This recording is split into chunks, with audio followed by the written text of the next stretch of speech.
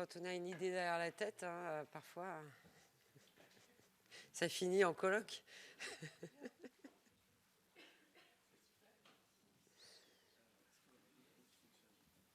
Je sais pas. Oui, ça a l'air de fonctionner ou ça fonctionne? Parfait. Bon, bah, ok. Donc Marc-Antoine, qui nous accompagne, va être le maître des horloges et un peu l'animateur pour assurer une certaine fluidité au débat. Madame la présidente Anne-Catherine, Monsieur le président des FNCOFOR, mesdames et messieurs les maires, mesdames et messieurs les élus, chers amis de la forêt, je suis ravie et émue de vous recevoir aujourd'hui au Sénat. Vous savez qu'on est la Chambre des territoires et il me semble que c'est le bon endroit pour parler de la forêt et spécifiquement de la forêt communale, pour laquelle effectivement on a essayé à mon initiative, mais ensuite collectivement, hein, avec tous les collègues sénateurs, de porter un dispositif pour améliorer le financement des communes forestières. C'est ce qu'on a appelé l'appel de la forêt, s'engager pour nos forêts communales. Donc le président du Sénat est à nos côtés dans cette initiative. Il n'a pas pu être physiquement présent. En revanche, on va vous passer une vidéo. Il souhaitait s'adresser à chacun d'entre vous. Et donc, voilà, je pense qu'on va donner la parole au président Gérard Larcher qui a soutenu notre initiative. Et puis ensuite, on enchaînera la première table ronde, car je crois, Anne-Catherine, que tu es assez pressée par le temps. Voilà, merci à tous en tout cas d'être là.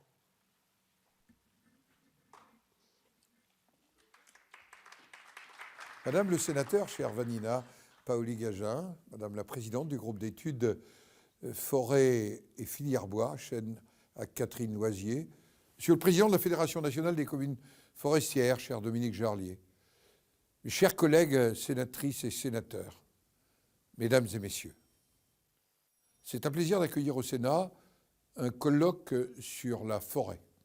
La forêt, havre de biodiversité, puits de carbone, solution de filtrage naturel des eaux et de lutte contre les inondations, patrimoine économique, créateur de richesses et source d'innovation. Oui, la forêt est un trésor national. C'est aussi un patrimoine culturel auquel nos concitoyens sont très attachés. À titre personnel, c'est un sujet qui m'est cher.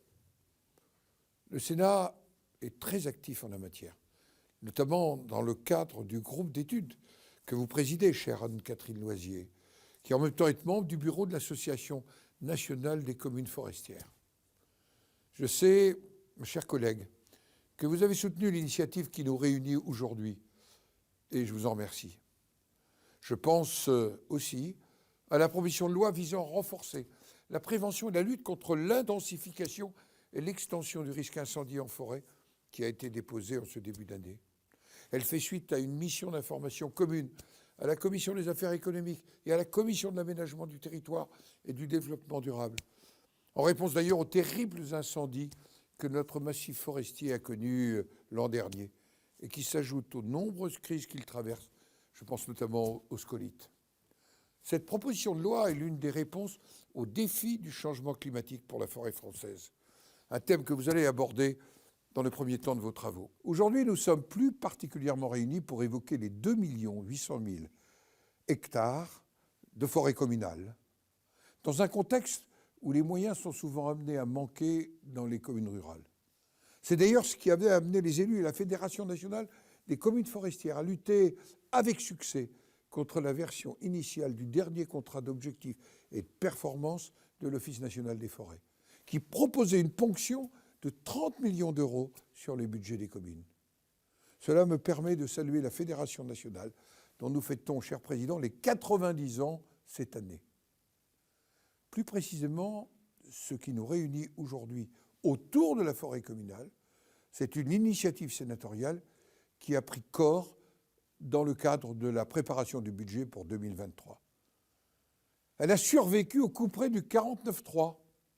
Cette initiative, c'est celle du sénateur Vanina Paoli-Gagin, dont je salue la ténacité et que je remercie pour l'organisation de ce colloque.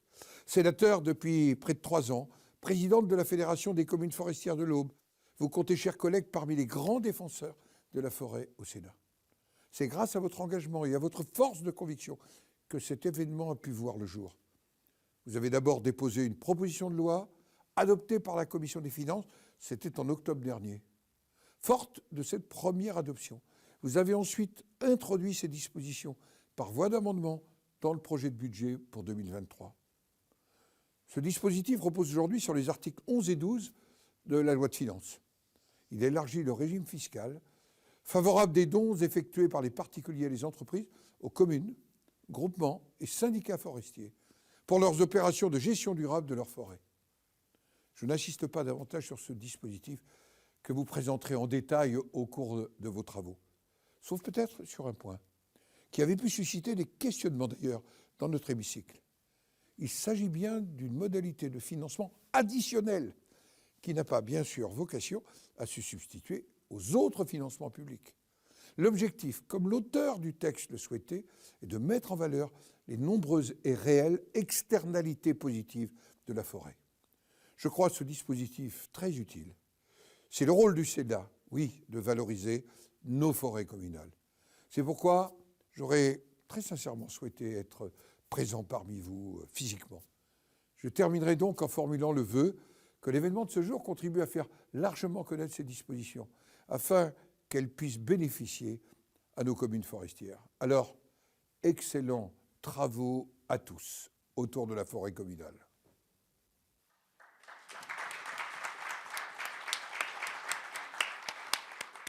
Alors naturellement, on remercie notre président Gérard Larcher et ses mots qui sont assez forts en termes de soutien effectivement au travail qui a été le nôtre.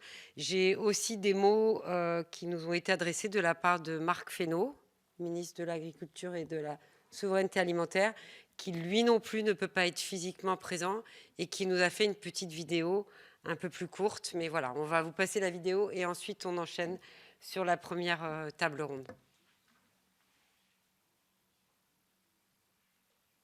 Madame la sénatrice, mesdames et messieurs les membres du groupe d'études Forêt-Bois, monsieur le président de la Fédération nationale des communes forestières, mesdames et messieurs les élus des communes forestières, je vous sais aujourd'hui réunis à l'initiative de Vanina Paoli-Gagin pour évoquer un sujet absolument essentiel pour notre avenir, celui de nos forêts.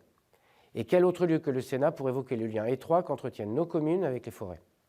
Naturellement, j'aurais souhaité être des vôtres aujourd'hui et j'ai par conséquent souhaité m'adresser personnellement à vous avant que vous n'ouvriez vos travaux. Vous allez plus particulièrement évoquer la proposition de loi visant à mieux valoriser certaines des externalités positives de la forêt dont les dispositions ont été adoptées dans la dernière loi de finances. Je m'en réjouis, tout d'abord parce que j'ai personnellement contribué à ce que nous puissions obtenir ensemble cette avancée proposée par le Sénat et Vanina Paoli-Gagin en particulier, avec la possibilité désormais pour les communes forestières d'être éligibles au mécénat, avec un objectif, améliorer les capacités financières des collectivités locales propriétaires de forêts par la mobilisation de dons. Je tiens tout particulièrement à saluer cette idée qui encouragera sans doute des financements de proximité, qu'ils soient citoyens ou qu'ils proviennent d'entreprises. Cela procède d'une idée simple mais importante. Au fond, toutes celles et ceux qui se sentent concernés par les forêts de leur territoire ou qui, tout simplement, s'intéressent au rôle positif qu'elles jouent en France, peuvent agir. Il faut faire connaître cette possibilité, car ce sont des moyens et des leviers d'action supplémentaires pour vos communes et que cela répond, je crois, à une attente de nos concitoyennes et de nos concitoyens. Il le faut aussi car les défis sont immenses et ont été mis en lumière par les feux de forêt dévastateurs de cet été. Le président de la République a pris des engagements forts et j'ai présenté la feuille de route gouvernementale pour nos forêts, qui est l'un des chantiers de la planification écologique souhaitée par la Première ministre. Cette feuille de route s'articule autour de 5 axes. Mieux prévenir les risques et lutter contre les incendies, et je sais que le Sénat sera prochainement amené à examiner une proposition de loi sur le sujet. Adapter ensuite la forêt au changement climatique. Gérer durablement les forêts. Restaurer et préserver la biodiversité, les services écosystémiques et les sols forestiers. Structurer et développer la filière pour mieux valoriser les produits bois. Partant de cela, nous devons porter collectivement une triple ambition. Celle de protéger nos forêts, car elles sont au carrefour des enjeux de transition écologique, de préservation de biodiversité et de patrimoine paysager et culturel tout d'abord. Celle ensuite de les faire redécouvrir ou mieux connaître aux Français dans leur dimension multifonctionnelle. Celle enfin de repenser la forêt de demain. Tout cela, vous y contribuez d'ores et déjà au quotidien, sur le terrain, comme élu des communes forestières. Et je sais que les échanges que vous aurez aujourd'hui conforteront encore votre engagement au service de nos forêts. Et de tout cela, je voulais vous remercier.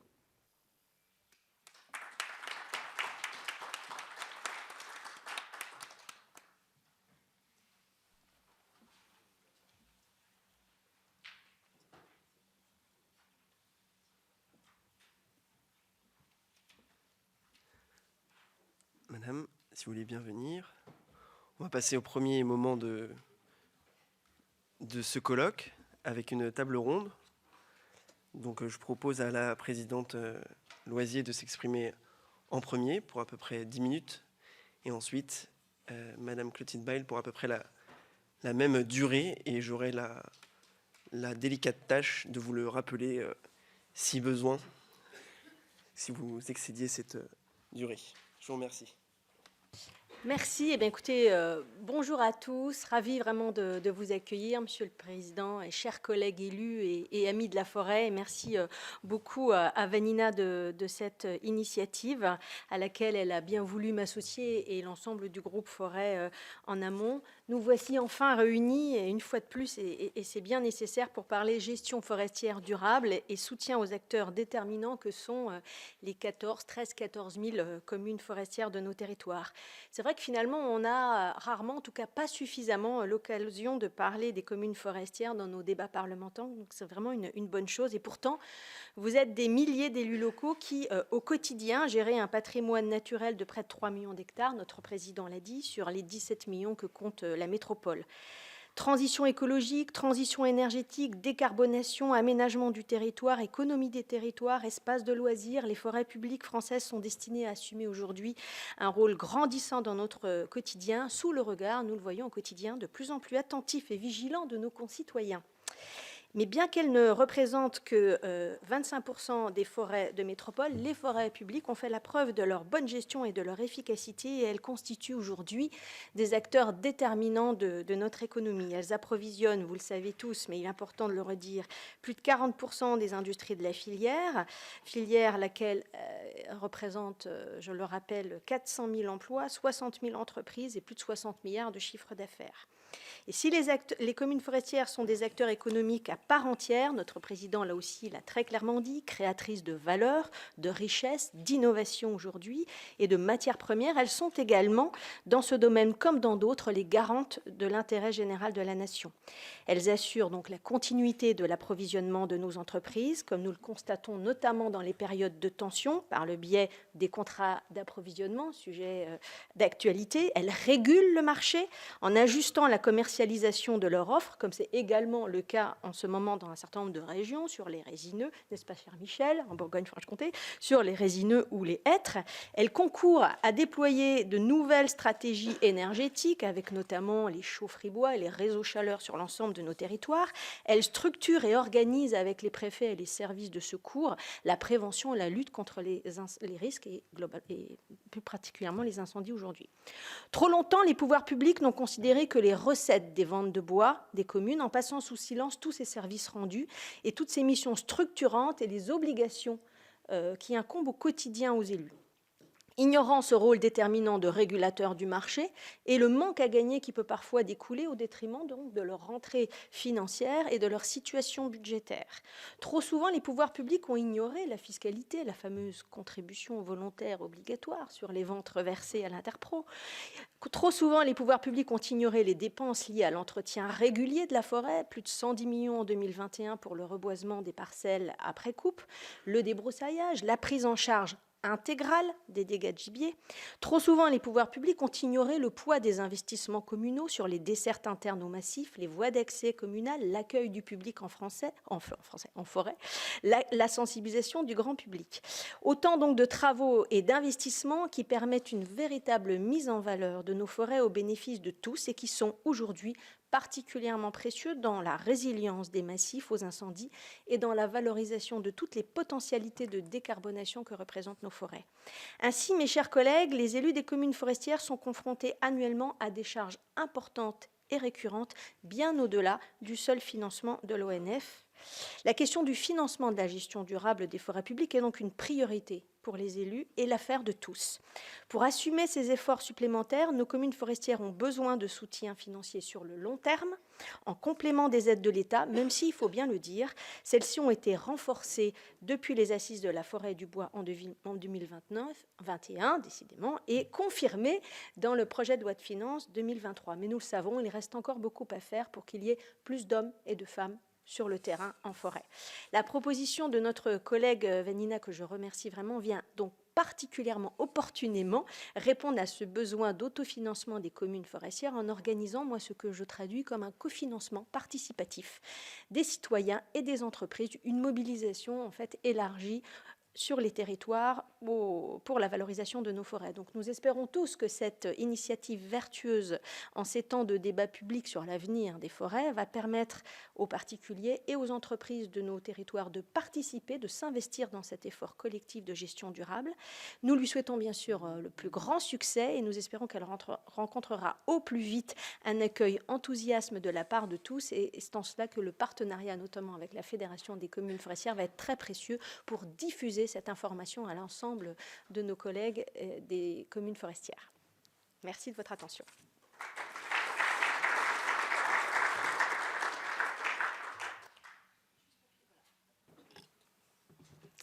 Merci. Madame le sénateur, chère Vanina, Madame la Présidente, Monsieur le Président des communes forestières, c'est avec plaisir que je suis présente aujourd'hui. Donc, je suis la directrice de l'agence territoriale Aube-Marne.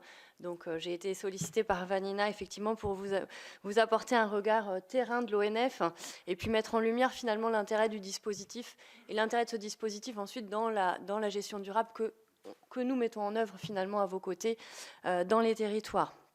La forêt souffre, voilà, on le sait depuis des années, les communications n'ont pas manqué et elle va continuer à souffrir des impacts du changement climatique puisque c'est un phénomène qui va se poursuivre. Entre 2017 et 2022, pour vous donner un exemple, le taux de bois dépérissant qu'on avait dans nos récoltes annuelles de bois est passé de 5 à 20%. C'est-à-dire qu'auparavant, on avait des bois dépérissants à hauteur de 5% d'un peuplement. Aujourd'hui, c'est 20%. Pour un forestier, c'est quand même énorme, surtout si le phénomène se poursuit durablement. Donc ça, c'est essentiellement dû aux sécheresses répétées de 2018, 2019 et 2020. Donc, encore une fois, c'est vraiment l'accélération des processus et la fréquence des sécheresses qui mettent en difficulté les peuplements forestiers. Donc cette sécheresse a entraîné des dépérissements majeurs et aussi le développement de maladies qui sont plus ou moins directement liées à ces changements climatiques, avec beaucoup d'essences concernées. On peut citer le frêne, l'épicéa de plaine, le hêtre, aujourd'hui également le chêne, qui est pourtant, notamment sur nos départements de l'Aube, qui est une essence majoritaire et qui participe aussi aux revenus forestiers des communes pour une très très grande partie. Aujourd'hui, c'est 50 000 hectares de forêt au niveau national qui sont touchés par les dépérissements et qui vont nécessiter des reconstitutions, forêts domaniales et communales comprises, avec à peu près de la moitié qui est due à la crise scolite, donc qui touche les épicéas. Donc le Grand Est est la région la plus touchée, mais on sait que c'est un phénomène qui va s'accentuer sur l'ensemble du territoire.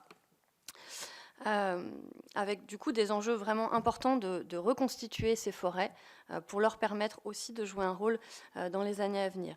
Le dispositif mis en œuvre par le gouvernement dans le cadre du plan de relance a été un premier appel d'air, le bienvenu. Voilà. Il a permis de déposer des dossiers de subvention pour les communes forestières à hauteur d'un peu plus de 4 000 hectares. Mais si on y ajoute les forêts domaniales pour à peu près 6 000 hectares, on est à 10 000 hectares. Donc on est encore loin des 50 000, et ça c'est sans compter ce qui va continuer à dépérir dans les années à venir et qu'on va devoir encore aussi reconstituer. Donc même s'il y a un financement bienvenu et qui va se poursuivre dans le cadre du dispositif aussi France 2030, tout dispositif de financement complémentaire, bien évidemment, sera nécessaire et sera important. Les forestiers ont aujourd'hui besoin de mobiliser des financements importants et sur le long terme.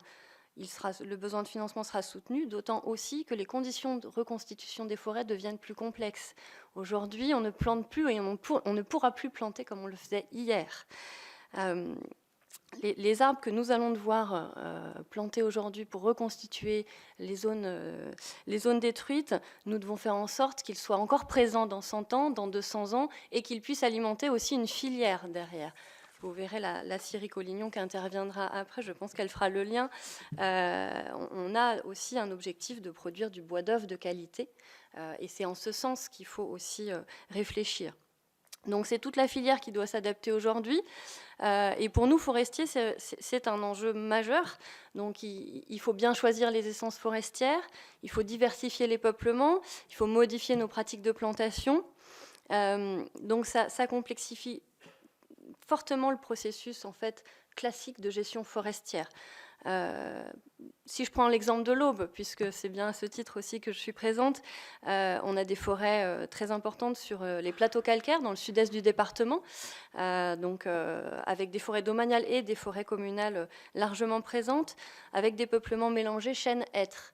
Aujourd'hui, le chêne sur ces forêts est assez minoritaire et il a du mal à se maintenir parce qu'il fructifie plus rarement, parce qu'il y a aussi un déséquilibre forêt-gibier. Donc on a des difficultés finalement à renouveler le chêne. Et naturellement, c'est le hêtre qui prend la place et qui pousse, lui, très bien en ce moment. La difficulté, c'est que le hêtre, on sait très bien que sur ces zones-là, sur plateau calcaire, dans 50 ans, dans 70 ans, il sera en grande difficulté. Donc on a des doutes sur le fait qu'il puisse alimenter une filière. Voilà. Donc ça veut dire qu'on va devoir intervenir dans ces peuplements, alors qu'il y a 10, 15, 20 ans, on aurait laissé un peuplement de hêtres s'installer, on l'aurait accompagné jusqu'à toute sa vie. Ici, on va devoir intervenir pour, non pas supprimer le hêtre, c'est pas la question, mais pouvoir diversifier les peuplements et replanter des essences pour avoir un peuplement plus diversifié et qui soit du coup plus résistant aux futurs changements climatiques.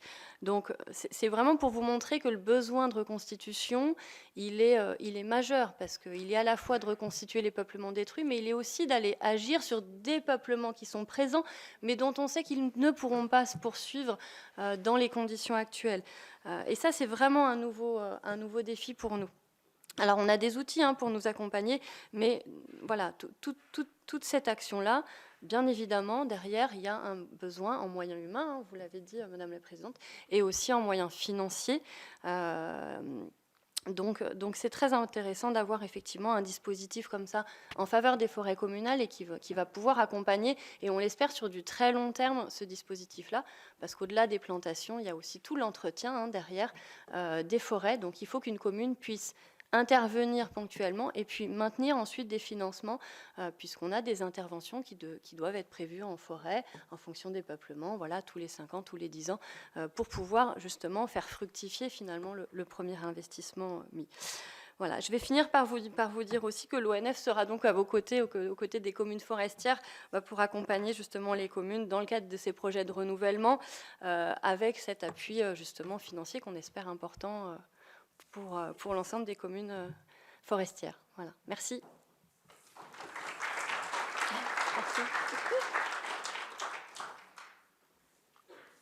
Merci beaucoup.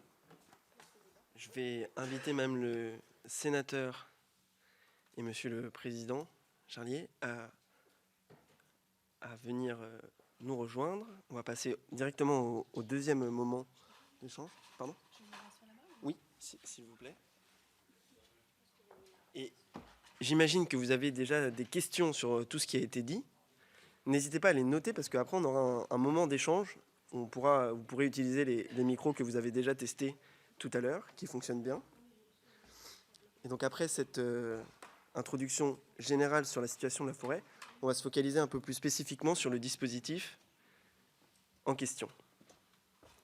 Voilà, et je donne la parole du coup à Madame le sénateur, qui est à l'origine de cette initiative. Merci Marc-Antoine. Merci tout d'abord aux intervenants de la première table ronde, Anne-Catherine et Clotilde.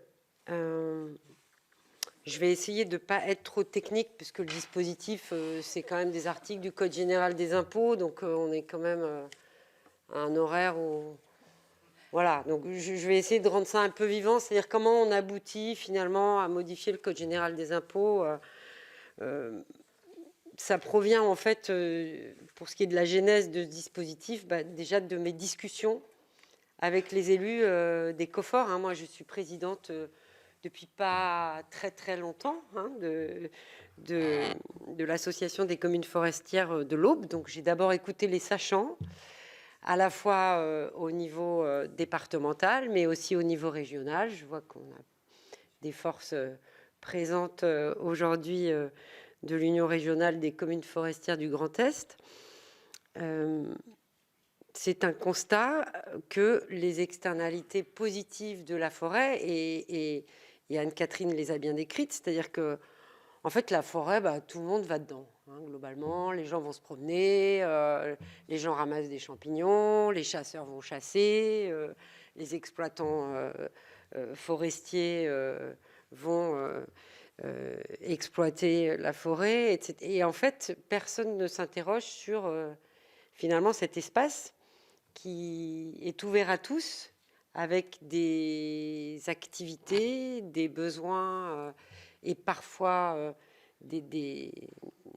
comment dire, des activités contradictoires, ou en tout cas qui peuvent avoir des zones de frottement qui ne sont pas nécessairement idéales. Personne ne s'interroge vraiment sur finalement tous les bienfaits que la forêt apporte à ces différentes populations d'usagers ou d'acteurs citoyens ou acteurs économiques. Et donc, j'ai commencé à réfléchir pour savoir comment on pouvait intégrer ces externalités dans les modèles économiques, c'est-à-dire sur le versant valeur, en fait. La forêt puits de carbone, oui, mais la forêt, personne ne lui donne de l'argent alors qu'elle assure la séquestration du carbone. La forêt, support de la biodiversité, oui, mais personne ne paye les services à la forêt pour la biodiversité qu'elle permet de conserver, etc., etc. Donc c'est une réflexion au long cours, et ce dont on discute aujourd'hui, c'est un petit pas de fourmi, je pense, dans l'espèce de réflexion un peu macro, globale et systémique qu'il va nous falloir conduire tous ensemble. Le premier, il est important. Oui, oui, c'est vrai, c'est vrai. Je dis c'est le premier et il est important. Les éléments que vous venez de donner sont des éléments essentiels de compréhension sans doute de l'évolution de notre société par l'usage des espaces naturels. Donc oui, je vous dis déjà merci avant que vous ayez fini d'exposer votre truc, mais effectivement le premier pas, c'est essentiel. Voilà. Et en discutant, merci Monsieur le Président, avec les élus des communes forestières, j'ai bien vu aussi que les communes forestières avaient des moyens financiers contraints, même si effectivement, comme tu l'as souligné, Anne-Catherine, il y a des efforts qui ont été faits conséquemment par ce gouvernement. Il faut quand même rendre à César ce qui lui appartient quand c'est le cas. Ce n'est pas toujours le cas en ce moment. Je pense que vous suivez l'actualité comme nous. Plus les difficultés s'amoncellent dans la forêt communale, plus ça a un coût en fait. Et c'est ce que disait également Clotilde, c'est-à-dire que non seulement il faut gérer le quotidien, entre guillemets, mais il faut aussi être lucide et préparer l'avenir. Et préparer un avenir dont on sait nécessairement qu'il est incertain, et que plus les données liées au changement climatique vont bouger, plus cette incertitude sera grande, et plus il faut être le contraire de dogmatique. Et donc, pour multiplier ces chances à des échelles et des pas de temps qui dépassent ceux de nos pauvres vies humaines, il faut se dire qu'on va faire des combinatoires et qu'on va jouer des panachages, des forêts mosaïques, des tests sur des espèces, etc. Et que donc, il faut penser, il faut ouvrir son mode de pensée, parce que tout ce qu'on a connu, en fait, c'est pas ce qu'on connaîtra demain. Et donc, si on veut laisser aux générations futures des forêts qui apportent toujours ces services systémiques qu'on a tous évoqués, il faut qu'on s'en occupe en fait dès maintenant. Donc j'ai commencé à travailler sur un dispositif législatif au printemps dernier, avant l'été, et puis il y a eu les méga-feux, donc ça a mis la forêt un peu au centre de l'actualité. Malheureusement, il faut parfois qu'il y ait des choses atroces pour que les gens prennent conscience de certaines réalités. Les élus, évidemment, qui ont été frappés, étaient désemparés, et on le comprend bien. Et puis, j'ai tout de suite déposé une proposition de loi le 9 août.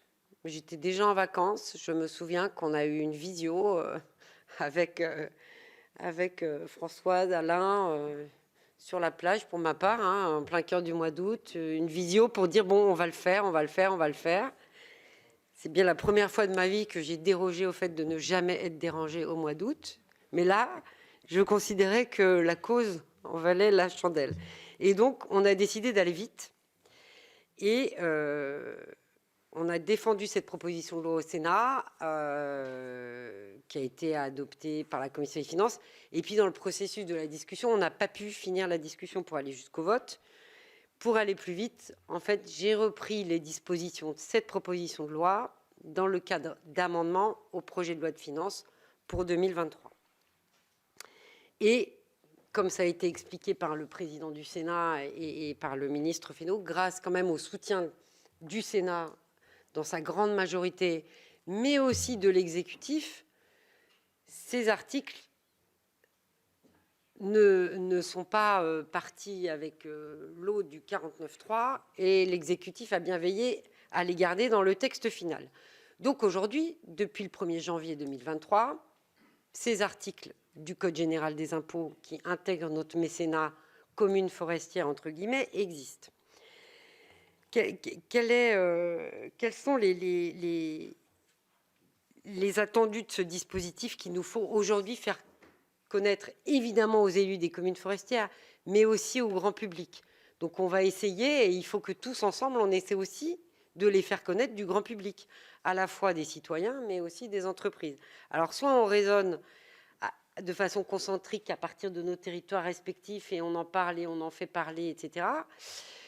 Soit il faut aussi, et je pense que c'est une autre réflexion qu'on va conduire, qu'on sensibilise les organisations patronales et au niveau national pour qu'elles-mêmes reprennent à leur compte et fassent connaître aux groupes, aux entreprises de taille intermédiaire, aux PME, etc., ce dispositif.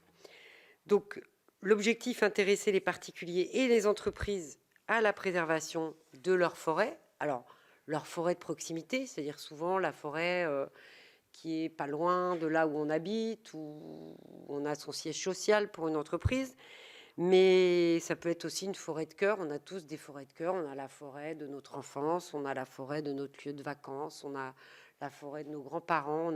En fait, la forêt, c'est un endroit où il y a beaucoup d'affect, je pense, dans les histoires de tous. Et je pense qu'il faut aussi qu'on joue sur cette corde-là pour sensibiliser les gens et les acculturer, en fait, à tous ces services qui nous sont rendus par nos forêts, leur faire prendre conscience pour les générations futures de l'urgence qu'il y a à la préserver, à la sauvegarder, à continuer à la faire fructifier. C'est un organisme vivant, la forêt, c'est ce que tu disais, Clotilde, et donc c'est un entretien constant et permanent, et il faut être attentif, il faut la monitorer. C'est comme un organisme humain, on est attentif, il y a des signes avant-coureurs. Il faut prévenir, il faut soigner le cas échéant, etc. C'est aussi donner plus de moyens pour agir aux élus locaux qui pourront avoir des recettes supplémentaires pour réaliser ces travaux. Donc, je rappelle que le mécénat, c'est 60% de réduction d'impôts pour les particuliers, 60% pour les entreprises. Ça veut dire que globalement, quand vous donnez 100, vous n'avez payé que 33. C'est quand même ça qu'il faut que vous mettiez en avant auprès aussi des concitoyens. Donc, c'est les articles 200 et 238 bis du Code général des impôts. Qui peut en bénéficier de ces dons ?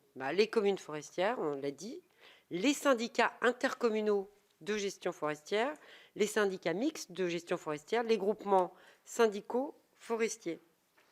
À quelles opérations peuvent servir ces dons ?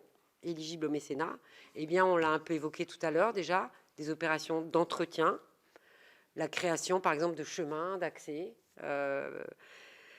le renouvellement ou la reconstitution de bois et de forêts qui présentent des garanties naturellement de gestion durable, on l'a dit, mais aussi des acquisitions de nouvelles parcelles.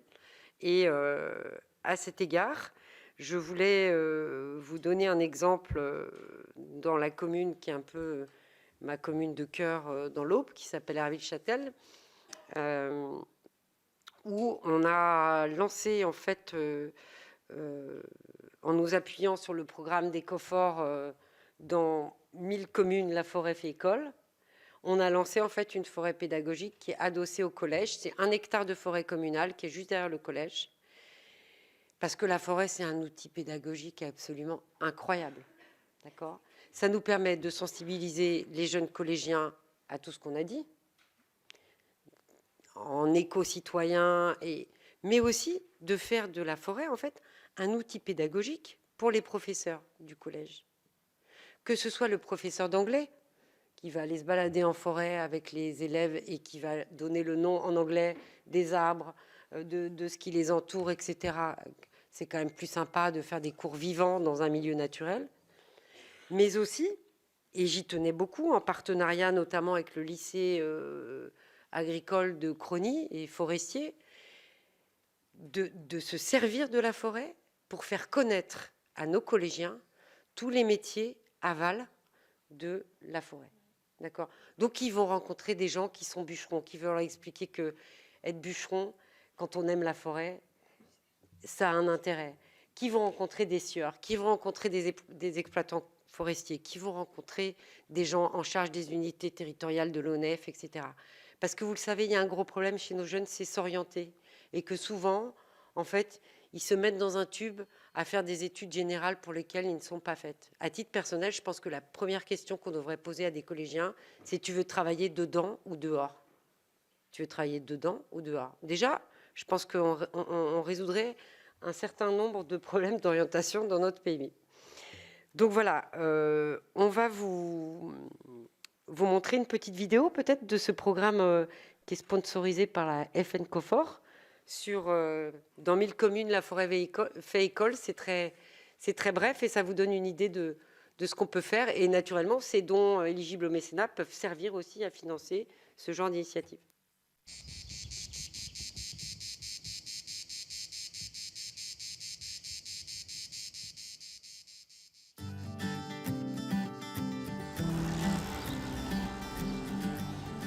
La forêt est utile car elle produit de l'oxygène pour nous. La forêt nous protège, nous accueille. Elle nous produit aussi du bois pour l'hiver. On a aussi appris qu'il fallait en prendre très très soin parce que c'était l'habitat pour certains insectes. Il faut la débroussailler pour qu'il n'y ait pas des grands feux.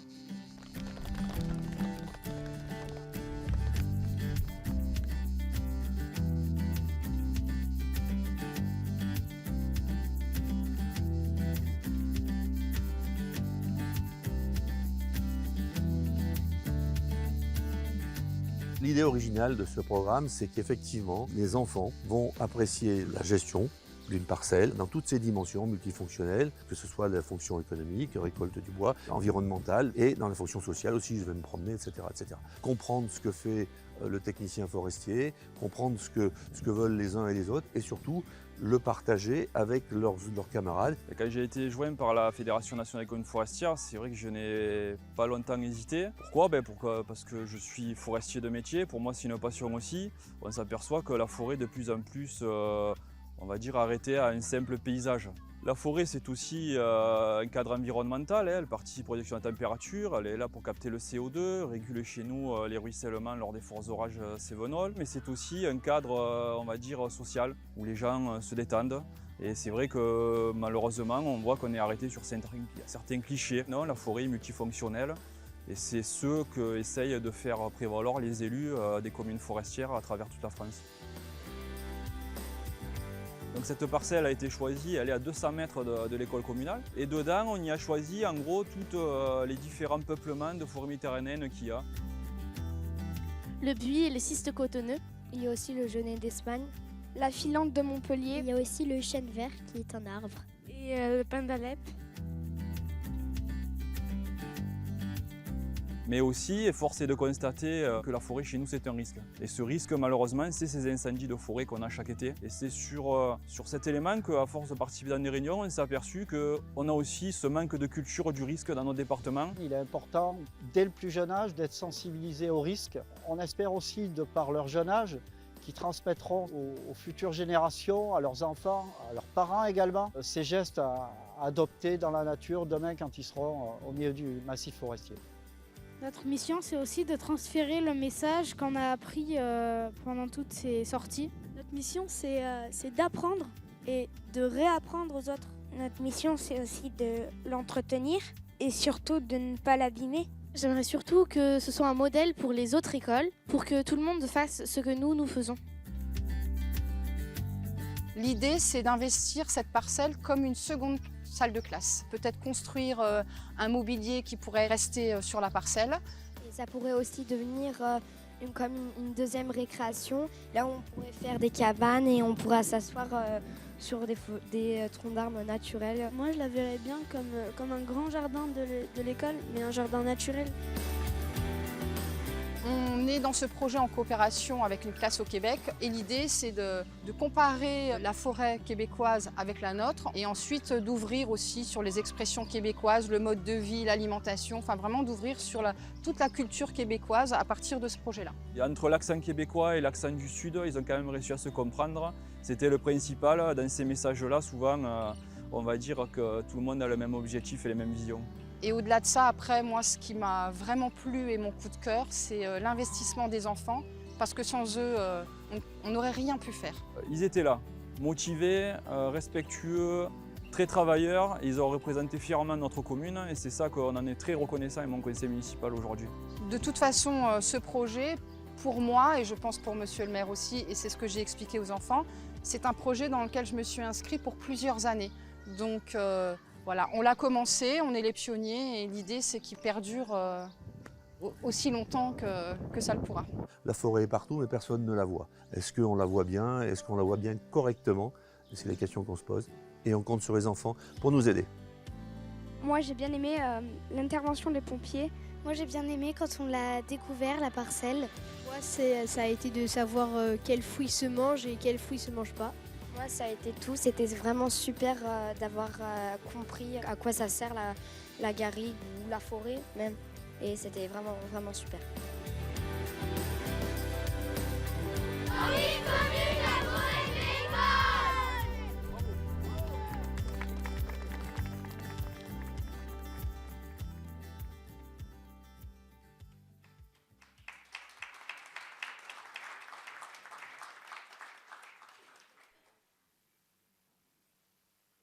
Monsieur le Président, après cet accent du Midi qui nous a réchauffé le cœur, je vous donne la parole. Merci. Je dois dire en préambule que c'est peu de dire que je partage les éléments que vous avez exprimés, Madame Paoli. Pardon, j'ai pas. Oh là là. Déjà que je parle trop fort d'habitude, si en plus je mets pas le micro comme il faut.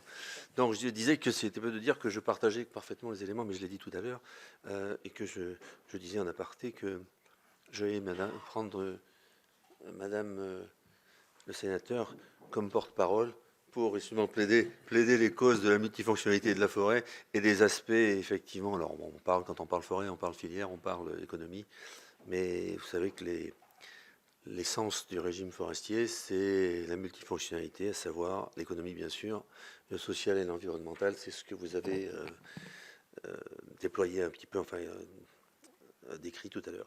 Donc merci beaucoup de cette initiative, merci beaucoup de nous accueillir aujourd'hui dans cette manifestation. Moi, si vous voulez, je voulais cantonner mon rôle aujourd'hui à un aspect pratique, parce qu'effectivement, on a bien compris qu'aujourd'hui, grâce à votre projet de loi, grâce d'ailleurs à tous ceux qui vous ont soutenu dans cette affaire, la loi de finances a introduit ces dispositions fiscales qui ne sont pas neutres et qui offrent déduction d'impôts à la fois aux entreprises et aux particuliers dans tout ce qui sera fait en faveur de la gestion forestière.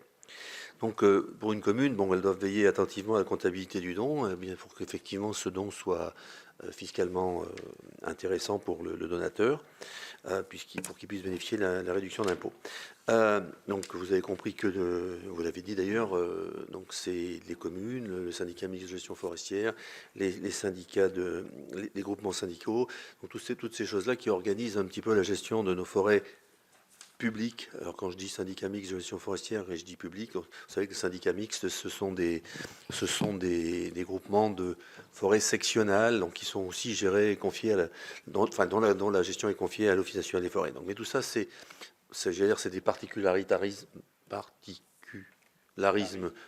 territoriaux. Donc, mais voilà. Donc moi aujourd'hui, ce que je souhaitais faire, c'était faire en sorte que vous puissiez connaître les aspects administratifs et les règles comptables pour accepter ces dons. Alors, dans les prochaines semaines, nous allons communiquer largement sur notre réseau pour avoir un modus operandi à la fois pour les collectivités forestières, un modus operandi pour les donateurs et en plus des éléments de communication, comme vous l'avez dit, en passant par notre réseau, de façon à ce que tout le monde sache ce qui se passe, d'abord découvre, parce que je pense que pour le moment, il y a beaucoup de gens qui vont découvrir de quoi il s'agit. Ça peut motiver se porter à connaissance va sans doute motiver beaucoup de gens. Donc, utiliser notre réseau et à travers eux la presse locale.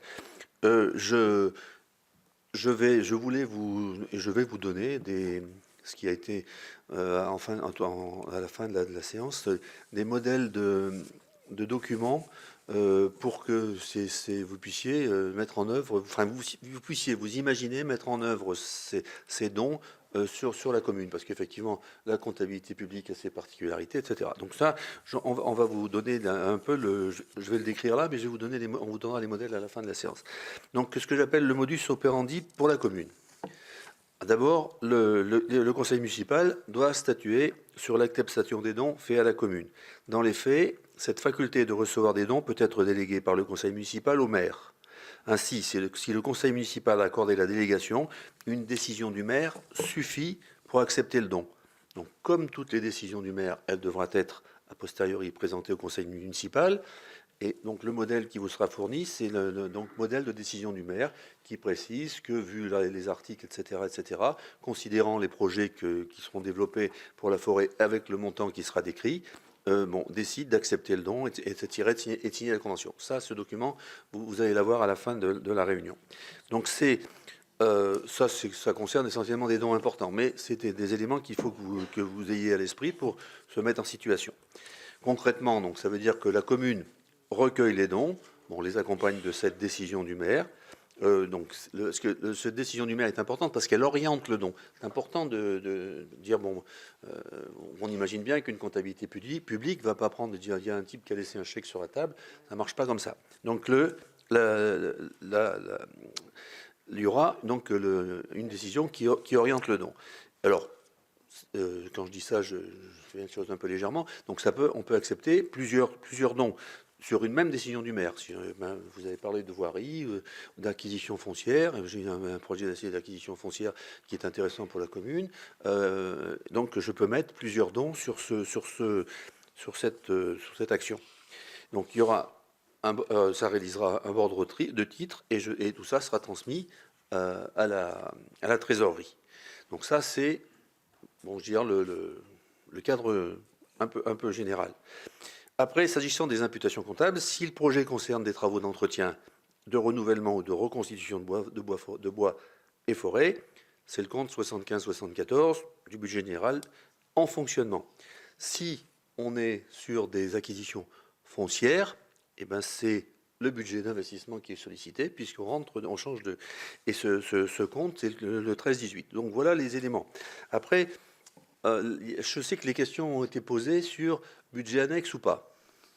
Alors, effectivement, si on a déjà imaginé, pour des raisons techniques et peut-être de fonctionnement TVA ou autre, un budget annexe, pourquoi pas. Mais ce n'est pas forcément nécessaire pour encaisser les dons. Donc, ceux qui se trouveraient dans cette situation, vous faites la démarche que je viens de décrire et puis vous aurez donc la possibilité de recevoir les dons. Après, il vous faudra tenir quand même une forme de comptabilité analytique pour retracer ce qui se passe en termes de bilan pour l'opération. Parce que dire bon, il est arrivé tant d'argent, j'ai dépensé ça, ça ne peut pas se faire de manière légère, je vais dire.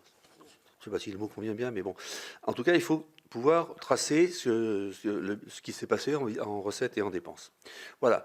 Donc c'est et puis après justifier effectivement permettre à la population d'avoir accès aux objectifs qu'on s'est donnés.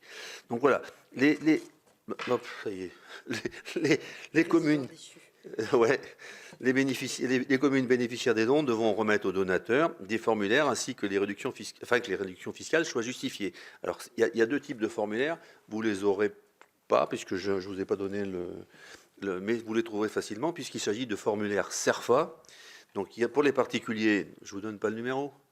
Sinon, vous venez le chercher ou on trouvera un moyen de... De toute façon, on va donner la communication, tout ça. Et puis, pour les entreprises, c'est un autre numéro. Donc, tous ces éléments-là, vous les aurez soit auprès de nous, auprès de nos associations départementales, pour que tout se passe, vous puissiez faire ça très clairement au niveau de la réception du don. Alors, en ce qui concerne les donateurs, alors, pour la réduction, alors là, j'ai déjà un petit doute. C'est les entreprises, pour les particuliers, c'est 66% ou 60% 66. 66 pour les particuliers et 60 pour les entreprises. Alors, pour les particuliers, la réduction s'applique dans la limite de 20% du revenu imposable. Donc, il faudra aussi que cette communication soit parfaitement faite. Alors, je pense que par des documents, bien évidemment, mais aussi par les échanges verbaux qu'on peut avoir les uns avec les autres, pour que les choses soient bien claires, parce que le document, des fois, c'est pas suffisamment parlant. Les entreprises, donc on a dit réduction d'impôt de 60% du montant du don, quel que soit le régime fiscal, que l'entreprise soit en impôt sur les sociétés ou en impôt sur le revenu. Et là, c'est dans la limite d'un plafond de 20 000 € ou 0,5% du chiffre d'affaires annuel. Donc cette limite s'applique sur le montant du don et non sur la réduction associée. Donc voilà, le donateur doit recevoir en contrepartie un certificat conforme au modèle CERFA fixé et qui va vous être remis aussi à la fin. Donc voilà, vous aurez quelques pistes. Alors après, donc comme l'a très bien dit le sénateur, il va falloir communiquer sur le sujet. Parce que donc le réseau, nous, normalement, il est partout, avec ces éléments techniques qui vont être importants. Et puis bien essayer d'expliquer que voilà, le don, c'est une occasion inespérée de prendre en compte toutes les dimensions de la forêt, de contribuer au bien-être collectif, sachant qu'on va s'occuper d'un bien public. Et quand je disais que j'allais vous solliciter pour être porte-parole, je pense que les questions que vous avez un petit peu abordées tout à l'heure sur l'usage de l'espace rural par les citoyens et les questions que ça pose et les problèmes que ça peut poser, je pense qu'on a déjà mis un peu le pied là-dedans et qu'il va falloir que l'État, bien évidemment, la réglementation, puisse mettre un peu d'ordre. Et là, je me permets de réagir à un projet de loi, non, une loi votée sur l'interdiction de rentrer dans les propriétés privées, là, qui est un projet qui accompagnait la disparition des clôtures. Donc ça m'inquiète un petit peu quand même. Imaginez que lorsque vous croisez votre voisin qui traverse votre propriété, vous exigez qu'il vous... En échange d'une contravention de 2500 €, ça me pose un petit souci. D'autant que je pense que l'acceptabilité sociale de ce type de truc va être compliquée. Donc je soulève toujours des problèmes divers et variés, mais il faudrait quand même qu'on soit vigilant. Je pense plutôt qu'on se dirige vers non pas une restriction du droit de propriété, mais une identification d'un espace commun pour ce qui est de l'espace rural, sachant que, vous l'avez évoqué aussi, le champignon, ça fait partie de ce qu'il est possible de recueillir chez le voisin, la promenade. Donc tous ces éléments-là, il va falloir que la réglementation revienne un peu, encadre tout ça. C'est des questions qui vont se poser demain de manière très, très prégnante. J'ai la faiblesse de considérer que l'acculturation à l'espace rural, c'est quelque chose qui est devenu délicat, que notre population elle est principalement urbaine, et que tout espace public naturel est un espace, tout espace naturel est un espace enfin tout espace naturel rural est devenu un espace public ou ressenti comme tel. Et à ce titre-là, il faut quand même qu'on puisse vivre ensemble. Donc j'ai un peu digressé, mais je pense que vous, ce projet de loi, enfin c'est plus un projet de loi, c'est la loi, aujourd'hui commence à faire comprendre que les espaces naturels publics sont des espaces accessibles à tout le monde et qu'ils amènent d'autres choses que de l'économie, mais des aménités diverses et variées. Bon, voilà, bon, je suis toujours en train d'embêter tout le monde avec ces sujets-là, mais je pense que quand même c'est ce qui risque de nous interroger demain. Oui, je partage, Monsieur le Président. C'est le cas aussi, ça a été juste soulevé par, je ne sais plus si c'est Clotilde ou Anne-Catherine, mais par exemple le fait que la forêt communale ne soit pas garantie des dégâts de gibier, par exemple, ça pose question, puisqu'en fait, c'est un risque qui pèse sur les épaules des élus de communes forestières sans fonds de garantie. Et Dieu sait que la dernière sortie que moi j'ai faite il y a à peu près une semaine, dans certaines forêts où les dégâts sont majeurs, c'est un vrai sujet. Et quand on veut replanter 1 milliard d'arbres et qu'on va avoir des plants fragiles qu'il va falloir protéger, c'est un vrai sujet. Voilà. Ça va en faire du plastique en forêt pour mettre des protections à chaque arbre. Hein. Bon.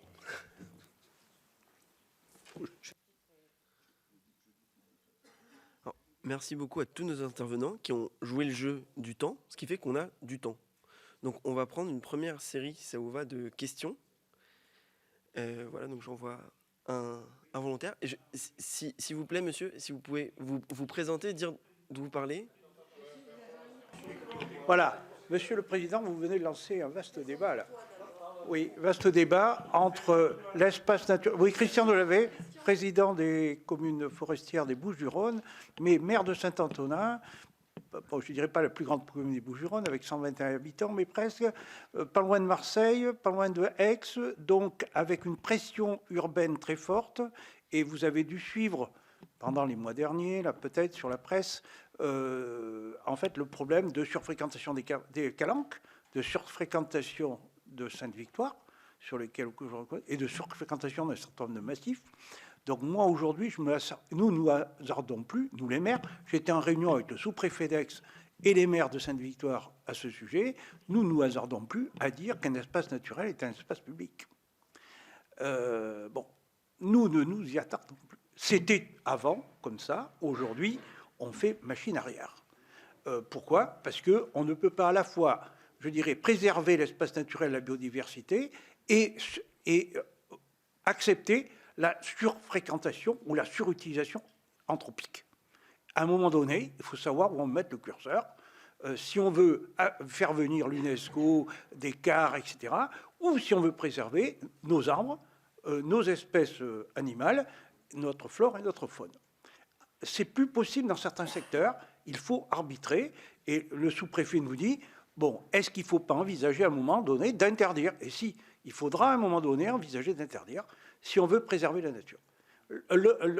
L'homme est trop présent dans certains coins, il fait trop de dégâts. Moi, je suis tout le temps interpellé pour des activités en espace naturel divers et variés. Vous ne pouvez pas imaginer ce que les gens sont capables d'imaginer pour venir faire dans les espaces naturels. Ce n'est pas possible. On n'en est plus à la petite promenade, pépère, ça c'est fini. Il y a des tas d'usages et il y a une pression qui est de plus en plus forte qui va jusqu'à la destruction de certaines espèces. Donc ça, il faut qu'on en soit conscient. On va être de plus en plus confrontés dans certaines régions, dans certaines zones à proximité des villes, à cette cogestion des espaces naturels, mais qui est une cogestion extrêmement difficile, je vous le dis. Le maire de Chamonix a bien interdit la montée du Mont Blanc parce qu'il y avait trop de monde. Donc tu peux aussi interdire, pourquoi pas. Oui, non, mais bon, on a changé un peu de sujet, même si on reste toujours dans le domaine de social et environnemental. Effectivement, là, quand je disais tout à l'heure qu'il fallait sans doute qu'on se penche sur la réglementation. Bien évidemment que quand on est dans une zone où il n'y a pas une fréquentation extrême, que tout le monde est là, accueilli bien facilement, quand il y a trop de monde ou quand il y a des risques tout court, hein, quels qu'ils soient, on voit bien que la réglementation doit s'imposer. Alors effectivement, il y a le pouvoir de police du maire quand même, qui sur la base de certains, je pense aux risques en particulier, peut réglementer. Je pense que dans les calanques, c'est ce qui a dû se passer, non, à un moment ou à un autre. Non?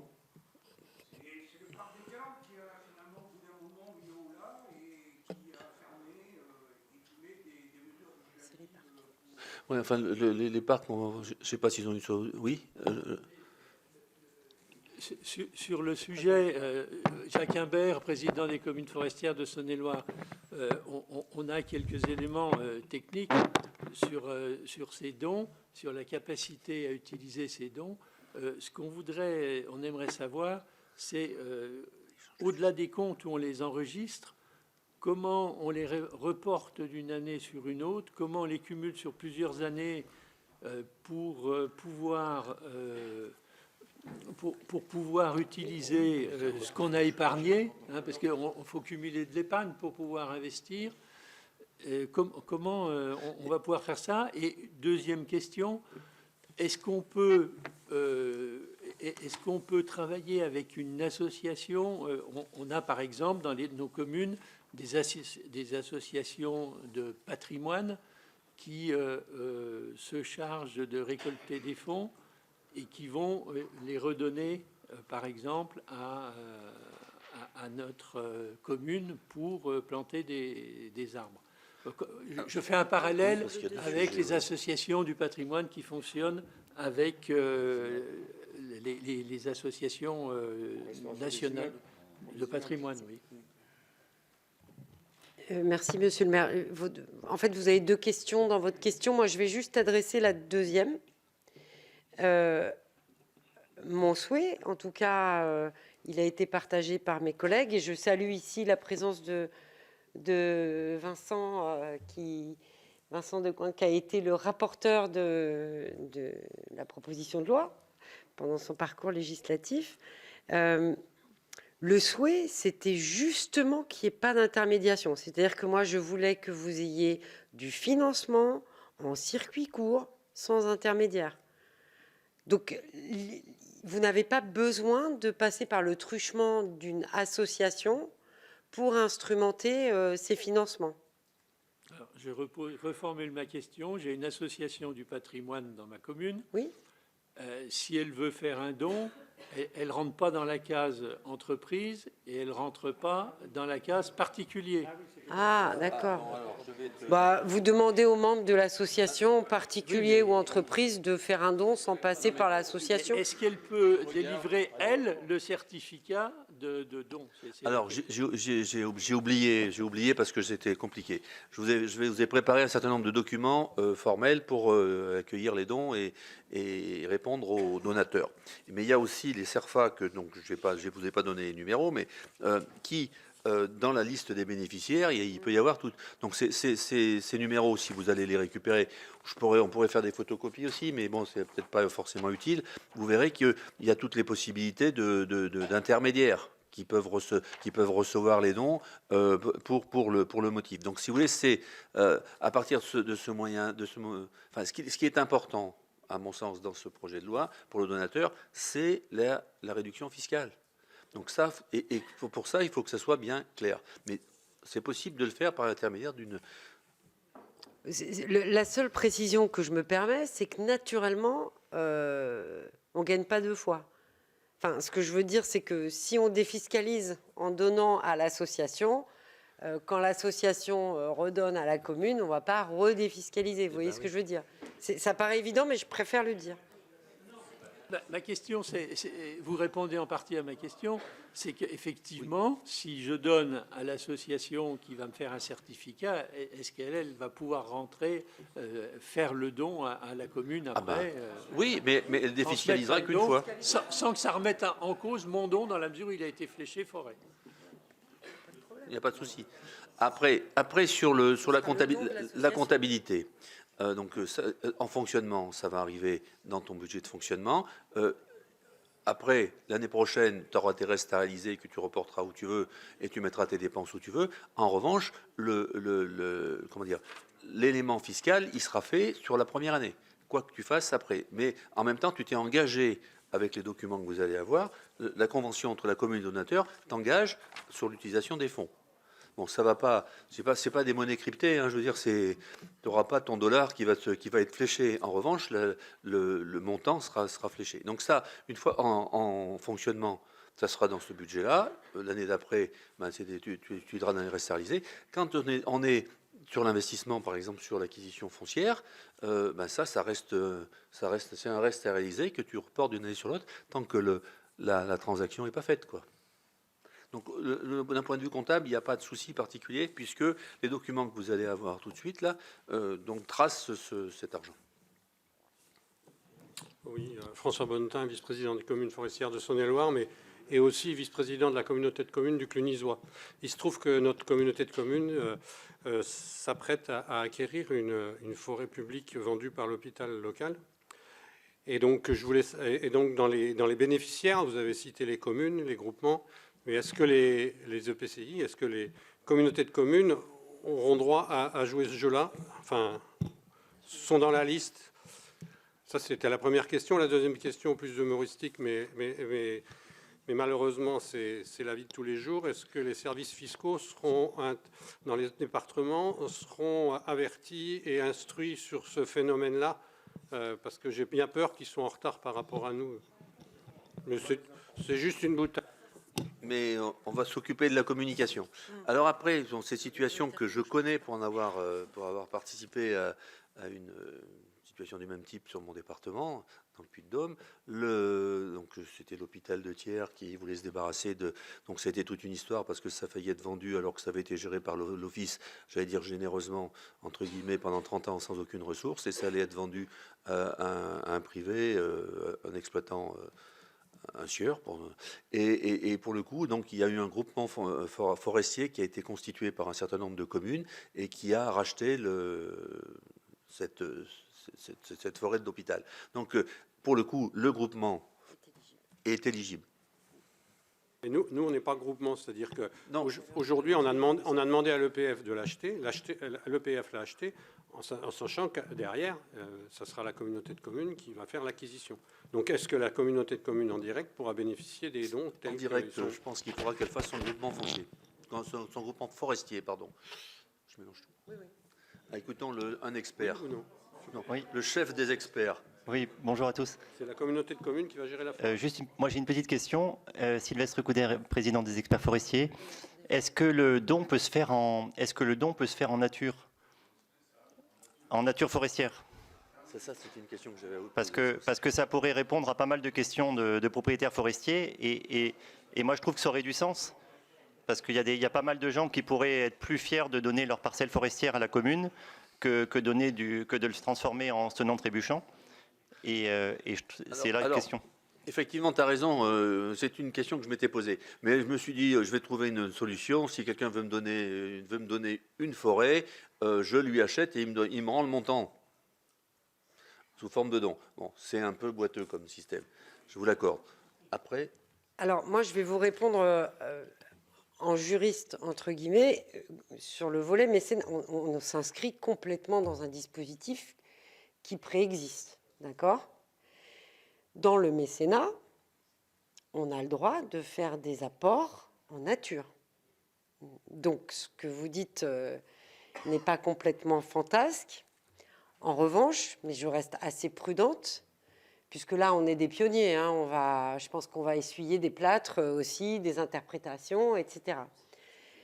Mais ça veut dire que, effectivement, si un don est fait en nature, il faudra, à mon avis, obtenir un rapport d'un commissaire aux apports, genre commissaire aux comptes, qui va évaluer en fait la valeur du don, d'accord, pour qu'en face, il y ait l'assiette de la fiscalité favorable, vous voyez, qui correspondent. Françoise, on Oui, vous je laisse voulais compléter. juste préciser que ce qui est certain, c'est que Françoise Alric, directrice adjointe de la Fédération, les dons et legs, parce qu'on écrit souvent dons, mais il s'agit de dons et legs, peuvent être reçus par des communes. Les communes reçoivent des legs, donc c'est ce qu'évoque Sylvestre. Alors ensuite, il faut voir de quelle manière, vous le dites, Madame le Sénateur, on va calculer le montant du leg pour voir. Mais cette catégorie-là, en tout cas, existe aujourd'hui dans le droit pour les communes. J'entends bien, mais là, sauf erreur de ma part, Françoise, c'est pas exactement la question. La question, c'est est-ce que je peux faire un don au titre du mécénat, mais en nature, éligible au dispositif spécial commune forestière. Parce que sinon, vous avez tout à fait raison. N'importe qui peut faire un don ou un leg à sa commune. Sylvestre, tu voulais compléter? Non, juste sur la partie valorisation, commissaire au compte ou pas, sachez que ça faire une expertise d'un actif, d'un quelqu'un qui veut faire un don, ça, on peut très bien faire un partenariat avec vous ensuite, entre Experts Forestiers de France et les communes pour le déclencher. Donc ça, c'est pas un souci sur la valeur. Mais par contre, je pense qu'il y a beaucoup de personnes qui seraient fières, à mon avis, de raccrocher des parcelles forestières à leur commune, parce qu'attachées à cette commune de façon durable, et que ça pourrait créer un flux important et assez atypique. Ah oui, mais ça, Moi, je pense que vous avez tout à fait raison, Sylvestre. C'est sûr, c'est sûr. Donc, moi, je ne vois pas d'objection à l'éligibilité de ce type de don, sous réserve, effectivement, de la bonne valorisation, en fait, par un expert indépendant. Je dis un CAC, mais c'est peut-être plutôt un expert forestier, pour le coup. Et je pense qu'aussi, ça peut être un outil de remembrement de certaines parcelles. Parce que c'est vrai que vous le savez tous, une parcelle de forêt, quand c'est tout petit et que c'est morcelé, ça coûte encore plus cher à gérer et c'est beaucoup plus complexe de faire, pour le coup, des reboisements pertinents sur des petites surfaces. Milou. Oui, je vais intervenir. Bon, Michel Castan, le président des communes forestières Nouvelle-Aquitaine. Donc, moi, je crois qu'elle a une tribune intéressante, là, aujourd'hui, avec la production de ce nouveau moyen, parce que on sent aujourd'hui à la société que la forêt est un bien commun. Mais qu'est-ce que veut dire un bien commun? Souvent, les gens pensent qu'on peut faire ce qu'on y veut et décider soi-même ce qu'on y fait dans la commune. Or, ça nous permet. Mais aujourd'hui, en faisant un programme d'action, une commune peut dire je veux mener ça. Ça veut dire bien qu'elle est propriétaire de ce bien qu'on dit privé, mais qui est commun quand même et sous la responsabilité de l'élu. Elle dit je veux faire tel investissement ou telle action dans sa commune et je lance un appel de fonds. Là, les gens vont identifier qu'on a une responsabilité, un intervenant, et on va appeler des fonds sur ça. Alors je crois que on doit faire des appels à action. Quelles actions on peut y mener? On va parler des énumérés aujourd'hui, mais je crois qu'on doit passer par là en le faisant savoir, en affirmant qu'on est responsable. Je pense, monsieur le maire, que vous avez parfaitement raison et je pense que ça peut être un outil de communication en fait pour les communes extraordinaire. Parce qu'en plus, vous pouvez délivrer, c'est-à-dire que vous pouvez même sonder votre population et dire, ben voilà, qu'est-ce qui vous intéresserait qu'on fasse pour notre forêt, collectivement, dans un esprit participatif? Est-ce qu'une forêt pédagogique, c'est votre choix numéro 1, par exemple, comme on l'a vu tout à l'heure dans cette vidéo, et comme j'ai fait dans l'Aube au collège Eugène Belgrand à Herville-Châtel. C'est quoi vos choix? Vos 3 premiers choix pour la forêt qui vous entoure. Après, pour les maires, c'est génial, parce que quand vous avez transformé l'essai et que vous avez délivré le projet, parce qu'au bout de 3-4 ans, j'espère avant la fin du mandat, vous avez réalisé quelque chose, qu'est-ce que vous faites? Vous invitez tous les habitants à venir, et vous voyez tout ce qu'on a fait ensemble, grâce à votre mécénat, grâce au travail de l'ONF, et donc, si vous savez vous emparer de cet outil, je pense que ça peut être un outil de communication active, positive pour les habitants. Il y a de bonnes choses à faire, il y a des bonnes nouvelles à annoncer, contrairement à tout ce dont on nous abreuve à longueur de journée, en fait.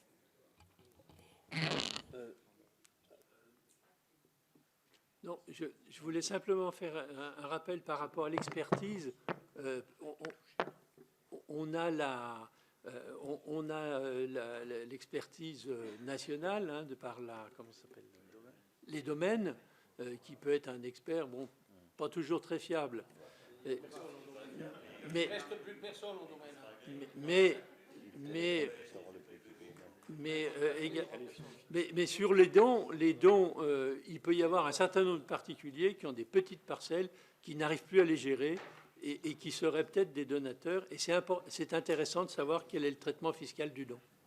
Vous avez tout à fait raison. Du don en nature.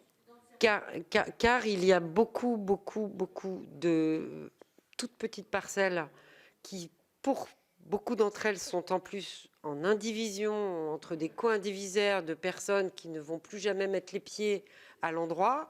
Et en fait, c'est un vrai sujet.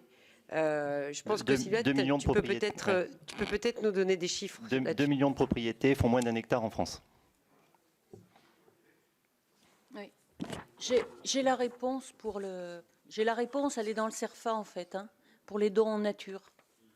Il est bien spécifié que l'organisme bénéficiaire, donc la commune, reconnaît avoir reçu, au titre de la réduction d'impôt prévue à l'article, des dons en nature pour une valeur en euros égale à, et donc là, on donne la valeur en euros, et on peut faire une description exhaustive des biens et prestations reçus et acceptés, nature et quantité. Donc, de fait, je pense que le CERFA nous répond. Tout à fait, Françoise, vous avez raison. Merci beaucoup. Et après, évidemment, pour vous bordurer en termes de risques juridiques, messieurs les maires, si effectivement ce sont des dons conséquents en nature, il vaut mieux s'appuyer quand même sur une expertise indépendante qui va donner la valeur du don qui vous est fait, à la fois pour sécuriser votre donateur, qu'il n'y ait pas de requalification fiscale de son don, et à la fois pour vous sécuriser, vous, élus. Bon, et monsieur au fond, et puis après Pierre et... Oui, merci. François Brunet, chargé de mission développement économique sur le territoire Haute-Armance dans l'Aube.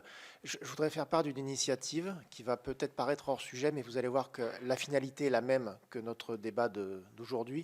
Sur ce territoire, nous mettons en place un plan de reprise des biens vacants et sans maîtres forestiers. C'est à la suite de débats avec les acteurs de la filière forêt-bois, les acteurs économiques, que l'on se rend compte que l'accès à la ressource en tant que territoire, on n'en a pas tellement finalement un effet levier, mais qu'en contournant l'obstacle de l'accès à la ressource au travers du label Union européenne ou au travers des plans d'approvisionnement, c'est sur le foncier qu'on peut agir. Et sur le foncier, donc, nous lançons un plan de reprise des biens vacants et sans maîtres avec un diagnostic qui les identifie, et les communes pourront intégrer dans leur patrimoine communal ces fameux biens vacants pour, au final, exploiter une ressource qui aujourd'hui est complètement inexploitée, inexploitable. D'accord. D'accord, oui, donc merci vous me permettez de rebondir sur effectivement ce que vous dites. Donc ça, c'est des actions qu'on mène au niveau des communes forestières dans beaucoup de départements. Donc vous l'apportez, c'est bien. Vous pouvez vous mettre en rapport avec nos chargés de mission qui vous donneront des éléments, effectivement, si vous avez besoin. Effectivement, aujourd'hui, les biens vacants et 100 mètres, et même les biens non délimités sont aussi des choses auxquelles on peut accéder et qui rendent en général de grands services à tout le monde. Bon, les biens vacants et 100 mètres sur la question des risques et puis de la réorganisation foncière. Je pense en termes de voirie, particulièrement en DFCI, c'est souvent utile de récupérer ces petits bouts de machin pour permettre de régler un certain nombre de problèmes. Et pour ce qui est des biens non délimités, souvent ça rend un grand service aux propriétaires eux-mêmes. Pierre, et puis monsieur le sénateur. Commune forestière d'Alsace. Je voulais, au risque de radoter, je voulais revenir aux fondamentaux. On dit aux communes forestières depuis fort longtemps, nous voulons une gestion durable et multifonctionnelle de la forêt.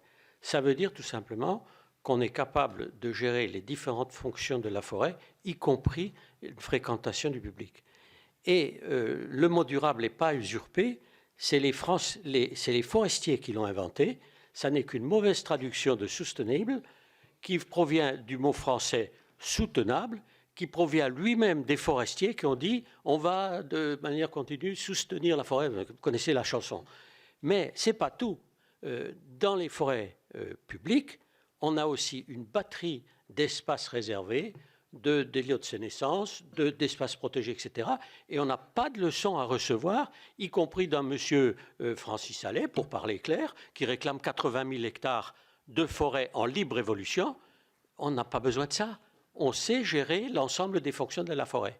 Et demain, devant vos fenêtres, vous ne verrez pas des forestiers réclamer la possibilité d'utiliser des produits qui sont dangereux pour la vie, parce que ça fait belle lurette qu'en forêt, on a supprimé tous les intrants qui pouvaient être nocifs pour la vie, tout simplement.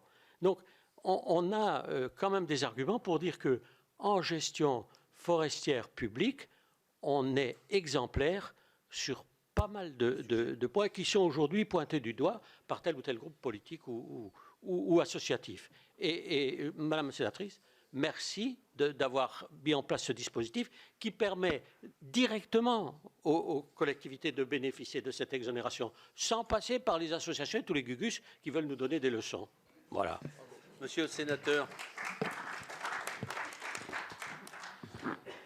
Oui, merci. Je voulais revenir sur les dons en nature. Alors, je pense qu'il n'y a pas de souci à faire des dons en nature. Par contre, il y a un point qu'il ne faut pas perdre de vue, c'est que le montant des dons est quand même plafonné au revenu. Bonne observation. À 20% du montant des revenus. Oui, je l'ai dit, mais on n'a pas assez insisté dessus. Oui. Philippe. Merci. Oui. Donc Philippe Makeda, vice-président de l'Association des communes forestières de Haute-Savoie. Moi, je vais orienter la question sur les entreprises. On a dit que le mécénat pouvait venir des entreprises. On sait en France qu'un certain nombre d'entre elles font un choix politique fort d'engagement vers une politique RSE. Donc le RSE, hein, c'est la contribution des entreprises aux enjeux de développement durable. Ma question est simple. Est-ce que ce dispositif de mécénat des entreprises s'inscrit dans ce texte-là? Est-ce que les entreprises peuvent utiliser, est-ce que cette contribution peut être éligible en fait à leur politique RSE?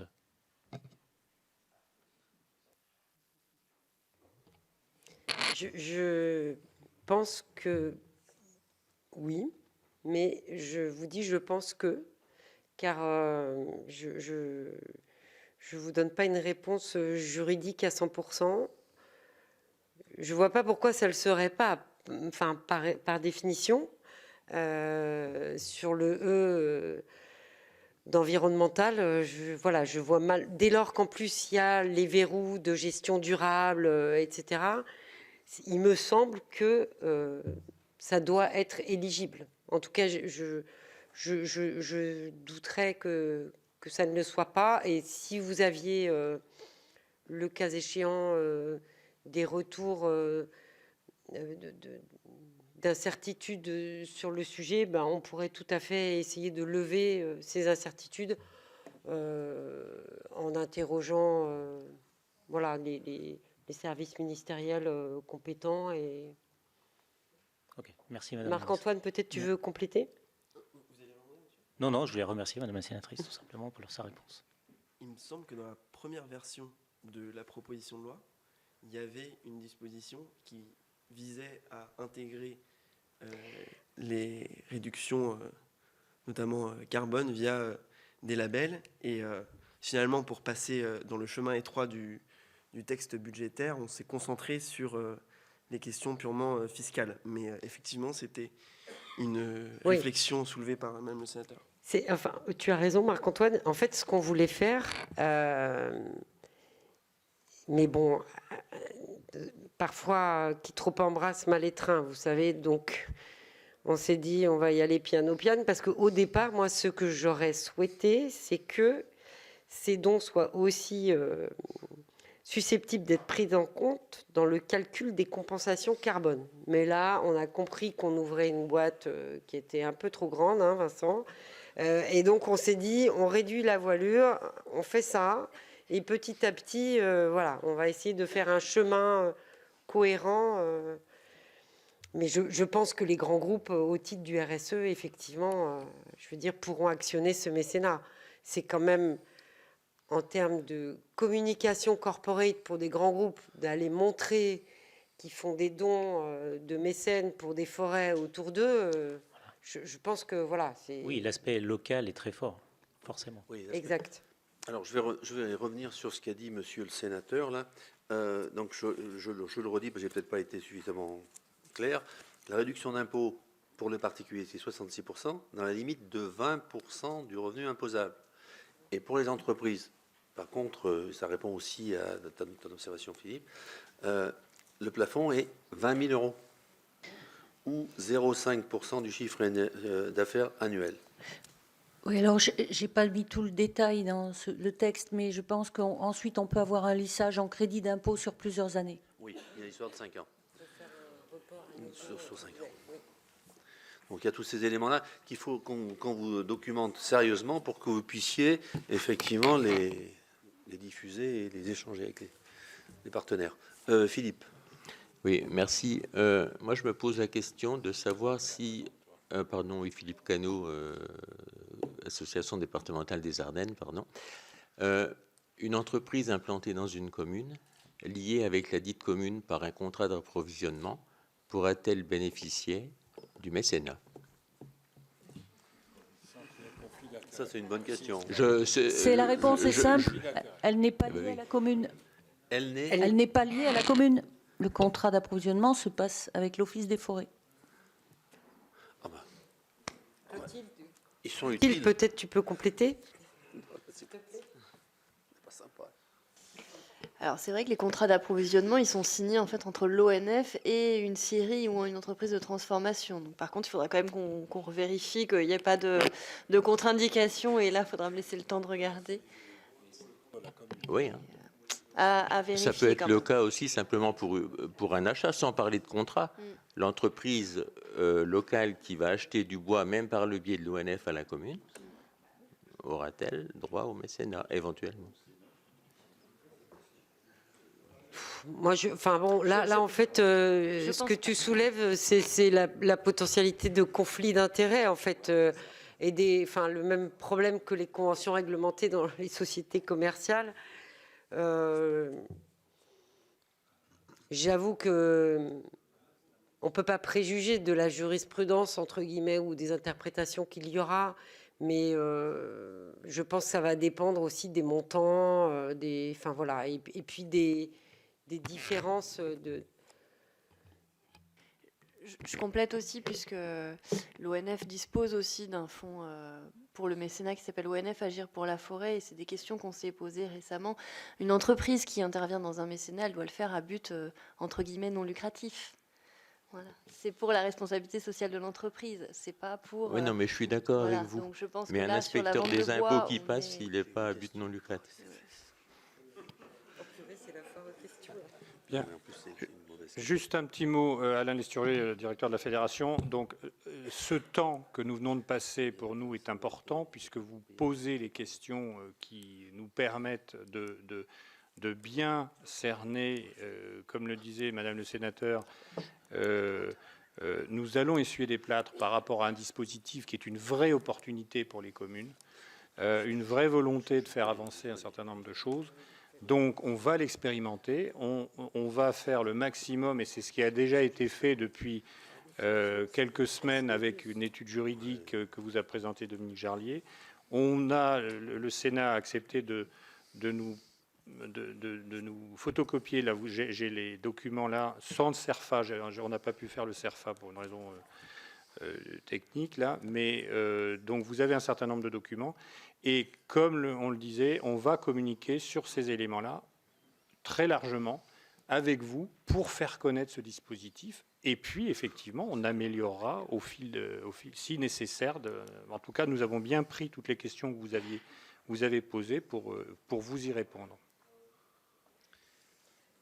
Alors, je vous précise qu'il y a un certain nombre d'élus qui nous suivent en fait en visioconférence, parce que pour des raisons un peu évidentes, certains n'ont pas voulu se déplacer jusqu'à Paris. Et je crois qu'il y a une question, Monsieur le Président, qui nous vient par SMS, comme à la télé. Oui, alors j'ai une question là. Donc c'est un président d'association départementale qui me pose la question de si on peut imaginer cette procédure avec les biens vacants et sans maître. Je dis, la réponse est non, puisque les biens vacants et sans maître, ils sont accessibles à la commune par la procédure classique qu'on connaît aujourd'hui, qui est développé sur un certain nombre de territoires. Ça ne rentre pas dans un don, puisqu'il n'y a pas de, justement, pas de donateur. Il n'y a pas en fait de propriété ni de titularité sur la propriété.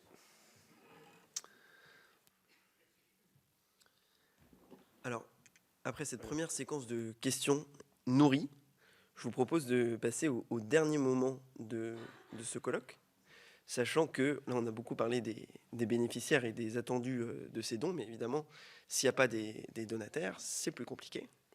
Et donc, on a, malgré les temps courts, puisque le dispositif est en vigueur seulement depuis le 1er janvier, on a déjà trouvé quelques entreprises qui ont envie de s'engager par ce biais-là. Donc, on va d'abord regarder une vidéo de Laurent Collignon, donc dirigeant d'une scierie à Herville-le-Châtel dans l'Aube, qui nous a transmis un message. Et puis ensuite, on aura un témoin en présentiel. Mesdames et messieurs, bonjour. Je souhaite tout d'abord remercier la sénatrice Vanina Paoli-Gagin de m'inviter à témoigner ce jour. Je regrette cependant de ne pas pouvoir être parmi vous cet après-midi, mais je suis retenu par ailleurs à une réunion pour la promotion de la filière bois dans notre département. Je suis Laurent Collignon, gérant de la scierie Collignon, située à Herville-Châtel, dans le département de l'Aube.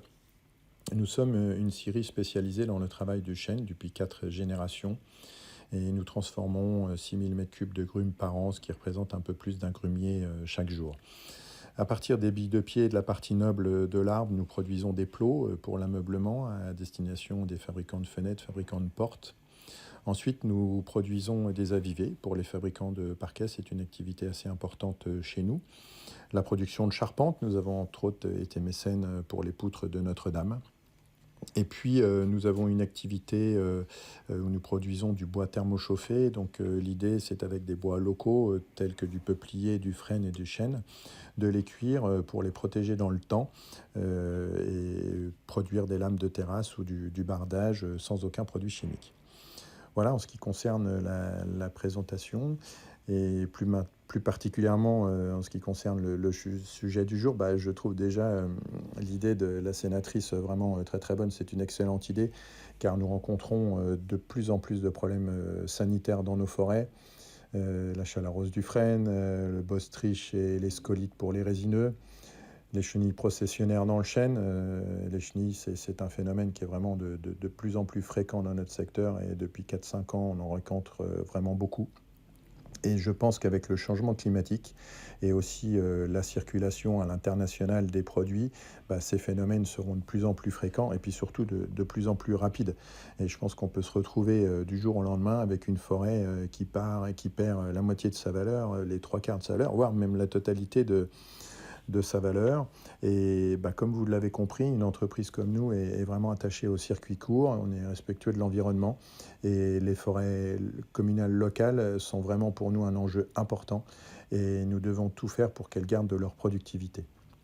Alors comme je le disais auparavant, nous avons été mécènes pour Notre-Dame et je pense que le mécénat pour nos forêts est vraiment une bonne chose. Alors il y a bien sûr l'aspect financier pour aider à reboiser, pour aider à biodiversifier. Et puis peut-être qu'aussi grâce à ces actions financières, ça nous permettra peut-être de nous rapprocher ou d'échanger différemment avec nos élus des problématiques locales. Mais j'ai exprimé tout ce que je souhaitais dire. Merci pour votre écoute et encore merci et félicitations à notre sénatrice. Et je vous souhaite à toutes et à tous une agréable fin de journée.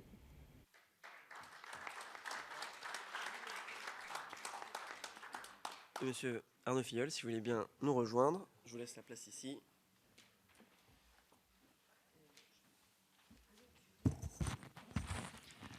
Bonjour, Madame le Sénateur.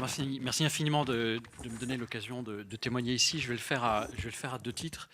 D'abord, le premier comme donateur, puisque la forêt a profondément changé ma vie et il était assez naturel et même tout à fait spontané de pouvoir participer parmi les premiers donateurs à cette opération. Et enfin, comme intervenant dans la forêt et j'espère, on explique un petit peu ce que l'on fait, pouvoir vous montrer combien vous devez utiliser ce dispositif et combien, sans que ce soit facile, mais combien il présente de potentiel, puisque dans la forêt privée, vous allez voir que ça nous a été, dans une certaine mesure, pour faire un petit parallèle, extrêmement utile. Donc, je dirige une société qui s'appelle France Valais, que j'ai créée il y a 10 ans. J'ai travaillé dans la finance jusqu'ici et voulu changer complètement de vie et voulu m'adresser aux investisseurs de manière générale, mais aux épargnants. En réalité, on a aujourd'hui 15 000 personnes physiques qui nous ont fait confiance pour mettre leur épargne au service de leur patrimoine, naturellement, en faisant un investissement qui soit intelligent, mais aussi de la biodiversité, pour donner du sens, finalement, à leur épargne. Et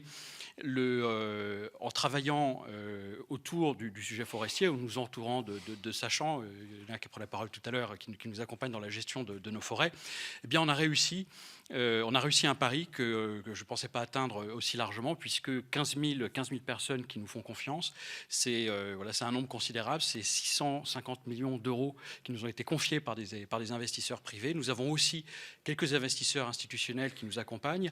Et croyez-moi, quand vous êtes dans la finance et que vous appelez un investisseur, qu'il soit personne physique ou un investisseur institutionnel, pour lui dire que vous allez lui proposer un investissement, en général, ça ne va pas beaucoup l'amuser, parce qu'il s'attend à ce que vous lui parliez de produits, de taux, d'actions obligataires, etc.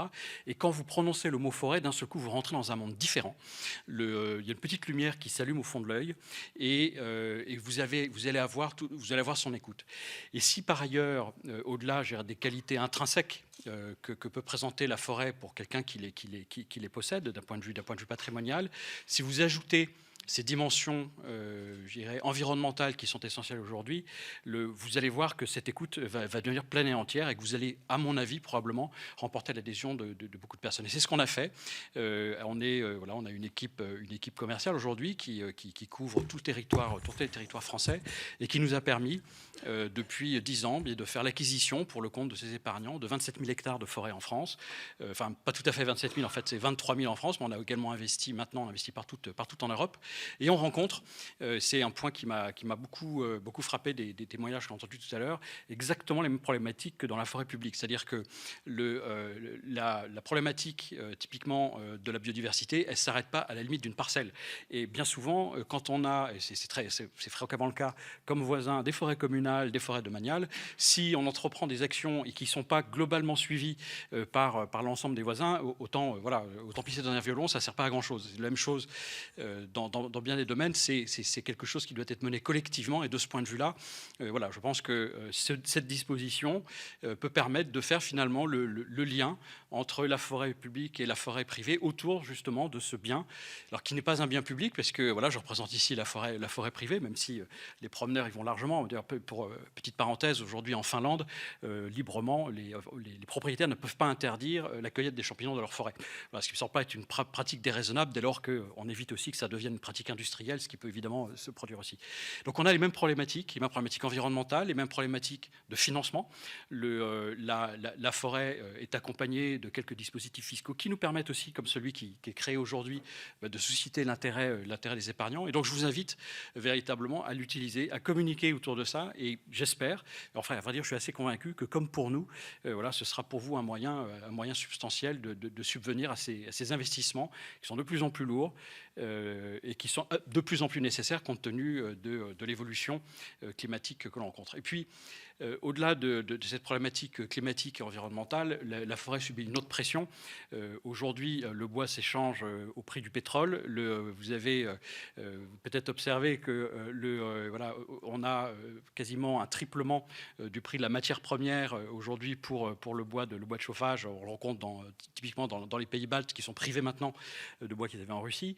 Et c'est une tendance de fond très, très importante. Vous savez par exemple que la chaufferie de Gardanne dans le sud de la France consomme l'équivalent de l'accroissement de la forêt de toute l'Angleterre. Alors le couvert forestier en Angleterre est très inférieur au nôtre, mais enfin tout de même, les échelles sont importantes et donc la forêt va subir de plus en plus cette pression pour le bois dans la construction, pour le bois dans le meublement. Tout ça c'est très bien, mais il faut qu'elle puisse le faire, il faut qu'elle puisse le faire de manière durable. Et si il n'y a pas cette gestion continue de génération en génération dans la forêt privée et dans la forêt publique, tout ça ne peut pas fonctionner.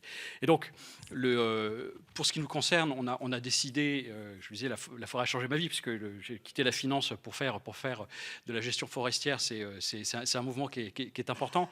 Et donc, c'est assez naturellement que je voulais qu'on puisse contribuer à ce dispositif. Donc aujourd'hui, on n'a pas identifié de projet précis pour accompagner une commune donnée dans quelque chose, mais voilà, on a ouvert un budget de 5 000 € donc sur les 20 000 qui sont possibles pour pouvoir financer un projet. Et finalement, voilà, si vous avez des choses concrètes, typiquement après avoir subi des dégâts, que ce soit des scolytes, que ce soit des incendies, tempêtes, si vous voulez mettre en valeur des parties d'un patrimoine aujourd'hui qui serait pas correctement exploité, eh bien écoutez, on est preneur des projets et prêt à vous accompagner. Voilà. Merci beaucoup.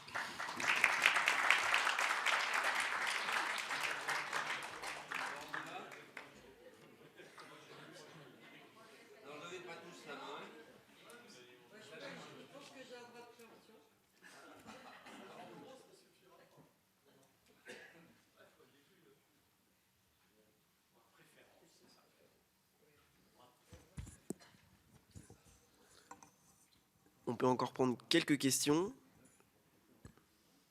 s'il y en a encore. Oui.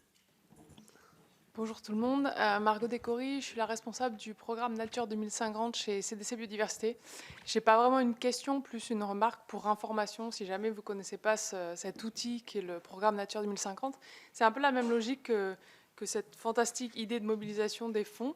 On va solliciter des entreprises sur des territoires avec des communes, communautés de communes, départements, régions. On travaille vraiment à tous les niveaux. On travaille aussi avec des associations pour aller financer des restaurations d'écosystèmes. Et la forêt est une des cibles qu'on restaure avec les zones humides et les littoraux, etc. Donc voilà, c'était juste pour mentionner ça. Si vous ne connaissez pas le programme Nature 2050, il pourrait venir en complément des financements que vous auriez via ce système-là. Nous, on est des cofinanceurs, on a une enveloppe qui est entre 75 000 et 150 000 € en général sur des projets, et on finance la restauration et le suivi par indicateur scientifique jusqu'en 2050. Voilà, c'était juste une mention. C'est une remarque très intéressante, merci beaucoup, parce que je pense que c'est... Enfin voilà, je pense que même, vous voyez, le président de la Fédération nationale des communes forestières ne connaissait pas nécessairement ce dispositif. Donc, d'abord, merci d'être venu. Et donc, ça nous montre quoi? Que la communauté, finalement, des acteurs autour de la forêt, elle est beaucoup plus nombreuse qu'on le croit. Et que, en ce 21e siècle, qui est difficile, il faut vraiment qu'on la joue collectif autour de tous les grands enjeux en fait qui nous attendent et qui sont de plus en plus prégnants avec le réchauffement climatique. Donc effectivement, si on peut mettre bout à bout l'intervention de CDC Biodiversité, les dons, etc., pour financer des projets exemplaires pour nos forêts, eh bien, je pense que c'est une bonne idée. Peut-être qu'un rapprochement aussi avec les communes forestières serait intéressant pour vous. En tout cas, je pense que pour nous, ça l'est. Oui, avec grand plaisir pour échanger. Oui. Je laisserai ma carte, mais je peux aussi vous envoyer plus d'informations que vous pouvez diffuser au sein de la fédération si besoin. Oui, c'est une bonne idée. Donnez-nous les éléments et on diffusera avec tout ça.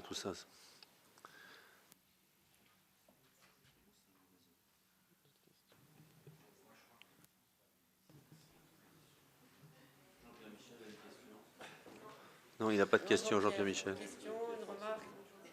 Non, mais peut-être juste pour terminer, parce que je pense que le colloque ne va pas tarder, on a signé une convention entre la Fédération nationale des communes forestières et l'Office national des forêts aussi pour travailler sur ces questions d'aménité. Parce qu'effectivement, grâce à votre dispositif, on l'a vu tout au long de ce colloque, ça permet d'identifier et de donner peut-être une valeur à ces éléments-là. Et donc, c'est vrai qu'il y a un énorme travail de reconnaissance des aménités de la forêt. Et là, on a vraiment une réflexion à mener vraiment approfondie sur ces questions-là.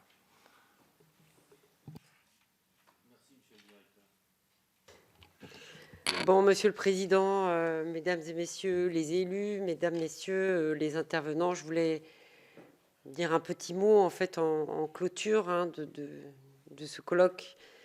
d'abord vraiment toute ma reconnaissance d'être venus si nombreux, soit en présentiel, soit en ligne. Je voulais remercier aussi toute mon équipe. Alors, il y a Chloé qui est là, il y a Marc-Antoine, il y a aussi Jean, il y a aussi Claire, voilà, puis il y a toute l'équipe côté FN Cofor, effectivement, avec Alain, Françoise et Priscilla. Donc, ça nous a demandé pas mal de travail de coordination. En fait, pour moi, c'est le premier colloque que j'organise en tant que sénateur ici au Sénat. Donc, il a aussi fallu qu'on joue la conviction pour emporter l'adhésion de notre institution. Mais je pense que le Sénat étant la Chambre des territoires, c'était un peu quand même voilà, l'abri qui était le plus naturel, je dirais, pour le type de dispositif qu'on a fait voter. Bien sûr qu'on va continuer le travail, c'est ce que je vous disais tout à l'heure, pour continuer à valoriser la forêt. Sur le volet, je pense, compensation. Je pense que notre pilier 2, ce sera le volet compensation, mais comme il y a un niveau européen sur ces sujets, c'est beaucoup plus complexe que ce qu'on a enclenché. Vous le savez tous, en fait, hein, la forêt, ça nous oblige à mener des travaux sur le temps long. Et ben, moi aussi, je vais mener des travaux parlementaires sur le temps long.